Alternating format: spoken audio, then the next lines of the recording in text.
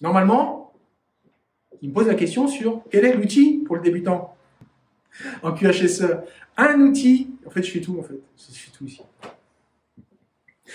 Allez, on vous propose un outil pour débuter en tant que manager QHSE ou QHSE tout court, ou vous êtes technicien, ingénieur, c'est pas le problème.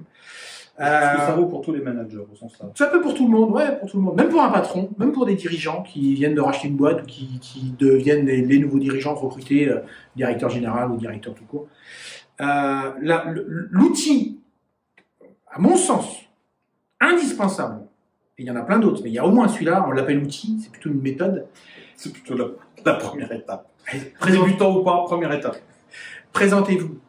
Non mais, bon, présentez-vous. C'est-à-dire, vous êtes recruté, vous arrivez à l'accueil, on vous présente votre poste, on vous présente votre chef, le chef vient vous présenter à l'équipe, là vous faites le tour, ok, là, ça dure une petite matinée, une petite journée, vous déjeunez avec les gens, voilà, pour que les gens apprennent à vous connaître. Première mission qu'il faut que vous puissiez vous confier à vous-même, c'est stop, on arrête tout, demain je passe une journée pour aller voir l'ensemble des services, les chefs de service, les gens dans les ateliers, les cadres, les dirigeants. En général, les dirigeants, ils vous ont, j'espère, accueillis pour dire qui vous êtes. Je m'appelle monsieur, madame truc, j'ai fait ça dans ma carrière, j'ai été recruté pour telle et telle chose, donc vous me verrez assez régulièrement pour tel et tel sujet. Et vous commencez à poser déjà une petite brique ou deux. Mais le but, c'est que les gens vous identifient comme quelqu'un qui vient vers eux. Et non pas comme quelqu'un qui, au bout de 3 semaines, 1 mois, comme j'ai vu il n'y a pas longtemps, 6 mois, la personne a été recrutée. Non mais terrible. Santé, sécurité au travail. Donc animateur, animatrice, c'est une dame, animatrice, santé, sécurité, environnement. 6 mois après, elle va dans les ateliers. Mais elle est déjà elle est cramée. Déjà, les gens ont dit, ouais, de toute façon, elle est déjà dans son bureau, elle fait rien, elle sort des affiches, elle a sorti 3-4 procédures, elle a fait déjà des modifications. Elle a fait son job, hein, super. On lui a rien demandé. Ben ouais, les gens, ne savent même pas qui elle est, donc c'est dommage. Donc il a fallu qu'elle remouline tout et qu'elle rattrape le temps perdu.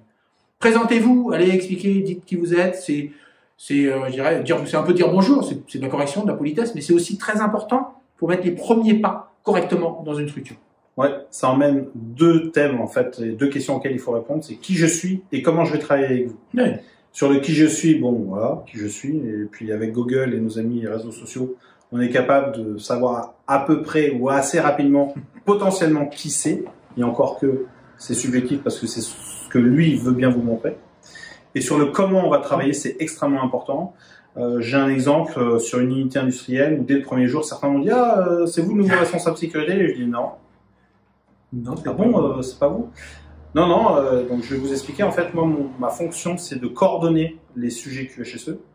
Et là, on est 10, donc je vois à peu près 10 responsables d'abord de leur propre sécurité.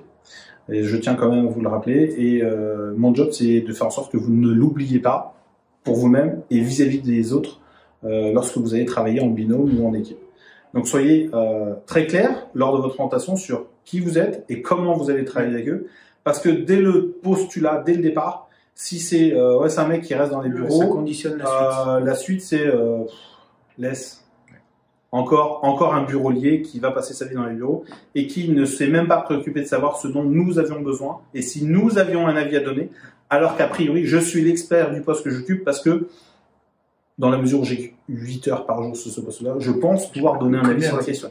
Alors, certains s'imaginent qu'il ferait mieux de fermer leur gueule et on va leur expliquer comment ils travaillent. C'est vrai que ce postulat arrive plus souvent qu'on ne le croit.